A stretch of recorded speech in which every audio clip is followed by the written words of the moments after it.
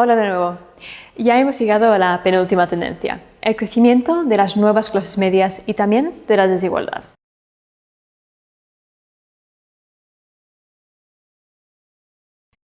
Fijémonos en el gráfico que tenéis en pantalla.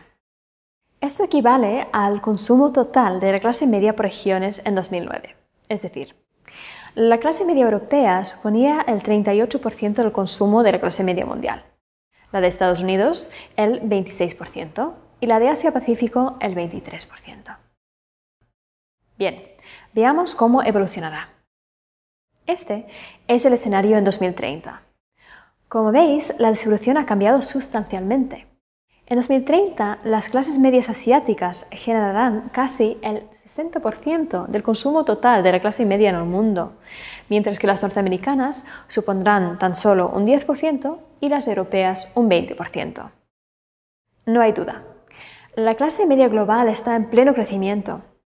Dependiendo de la definición que se use, se calcula que en 2030 se habrán incorporado a la clase media entre 2 y 3 mil millones de personas, y muchas de ellas se concentrarán en Asia, en particular en China y en India.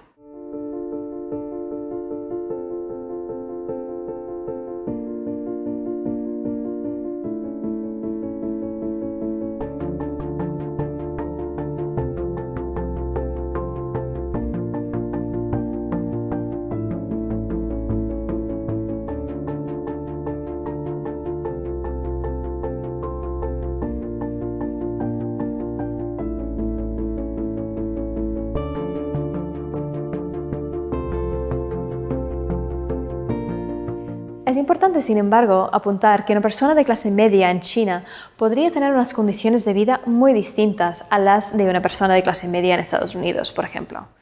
De hecho, la gran mayoría de las personas que se han incorporado a la clase media en los últimos años están en la franja de ingresos más baja de esta clase. Mientras tanto, es posible que se estanque en cierta medida el crecimiento de las clases medias de los países desarrollados. Se trata de un fenómeno que hemos vivido en los últimos años y del que os hablará Javier Solana más adelante en el curso.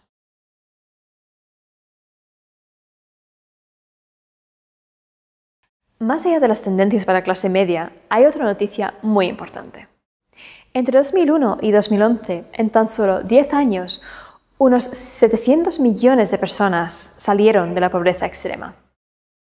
Como veis en el gráfico, de 1990 a 2030, pasaremos de casi 2.000 millones de personas en situación de pobreza extrema a menos de 500 millones. No obstante, cabe resaltar que la mayoría de estos cientos de millones de personas que han salido de la pobreza extrema no han alcanzado todavía la clase media. La mayoría de los ciudadanos del mundo, si bien no están en una situación de pobreza, siguen viviendo con unos ingresos bajos, de 2 a 10 dólares por día, según la definición del Pew Research Center. Este bajo nivel de ingresos supone un elevado nivel de vulnerabilidad de caer de nuevo en situaciones de pobreza. Pero, ¿por qué nos centramos tanto en las clases medias? ¿Qué implicaciones tiene su expansión? Por una parte, para las empresas, la clase media supone una fuente importante de ingresos futuros, ya que a partir de un nivel determinado de ingresos diarios, las personas suelen incrementar su gasto no esencial y sus patrones de consumo cambian radicalmente. Es en este punto cuando empiezan a adquirir bienes y servicios más allá de la subsistencia, como una alimentación de mejor calidad, seguros o coches. Por otra parte, la capacidad de ahorro y el poder consumir de forma distinta tienen otras implicaciones importantes para las clases medias, como por ejemplo el nivel educativo que alcanzan. Además, cambian sus preocupaciones diarias y pueden estar más capacitadas y dispuestas a exigir a sus gobiernos. Por tanto, puede aumentar su participación social y política. Además, las herramientas tecnológicas como los smartphones conectados a Internet o las redes sociales, que se usarán cada vez más, pueden favorecer la participación de las nuevas clases medias.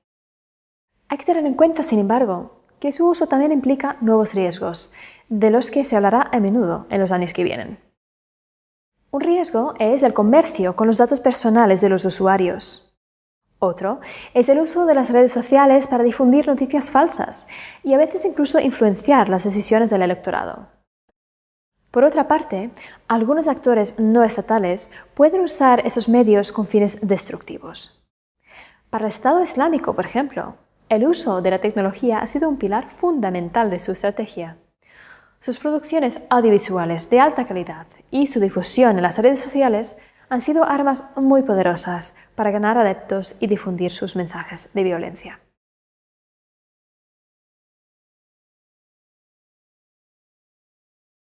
No hemos hablado todavía de un fenómeno muy importante.